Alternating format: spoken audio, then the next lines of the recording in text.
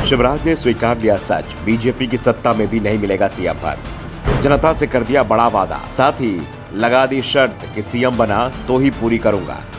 शिवराज के वादे से कांग्रेस भी दिखाई दे रही है परेशान। शिवराज ने मान लिया कि अगली बार वो नहीं बनेंगे सीएम, खुद ही कर दिया ऐलान, पता नहीं कि सीएम बनूंगा या नहीं बनूंगा।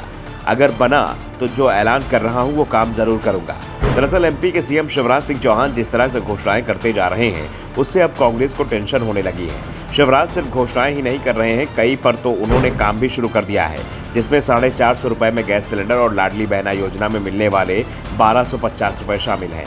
दावा किया जा रहा है कि अक्टूबर में ये 1500 रुपए होने वाले हैं। लेकिन अब जो घोषणा शिवराज सिंह चौहान ने की है, उसने तो सभी के होश उड़ा दिए हैं, क्योंकि पीएम मोदी ने भी 2014 में इसी तरह का वादा किया था, लेकिन ये वादा पूरा नहीं किया। पार्टी के नेता ही कहने लगे हैं कि इसे पूरा नहीं किया जा सकता। पीएम मोदी ने हर साल 2 करोड़ लोगों को रोजगार देने की बात कही थी, लेकिन अब मध्य प्रदेश में शिवराज सिंह की सरकार ने इससे भी बड़ी लकीर खींच दी है। शिवराज मध्य प्रदेश के अलीराजपुर जिले में पहुंचे थे, जहां पर उन्होंने एक सिंचाई परियोजना का लोकार्पण किया। इस दौरान उन्होंने कहा, लोगों की जिंदगी बदलना ही उनका कर्तव्य और लक्ष्य है। अगर अगली बार फिर से सरकार बनाने का मौका मिला और मैं मुख्यमंत्री बना तो हर एक परिवार में एक व्यक्ति को रोजगार दूंगा। सरकार में रहकर प्रदेश के लोगों के लिए कुछ कर पाऊं, यही मेरी सफलता होगी और मेरे जीवन का एकमात्र लक्ष्य भी यही है। शिवराज के बयान में कई संदेश दिखाई दे रहे हैं। पहला, इस बार शिवराज को भी भरोसा नहीं हो पा रहा है कि बीजेपी की सरकार बनेगी या नहीं बनेगी। दूसरा, सरकार बनी तो सीएम कौन होगा, इसलिए शिवराज अगर मगर के साथ बात कर रहे हैं कि अगर सरकार बनी और अगर मैं सीएम बना।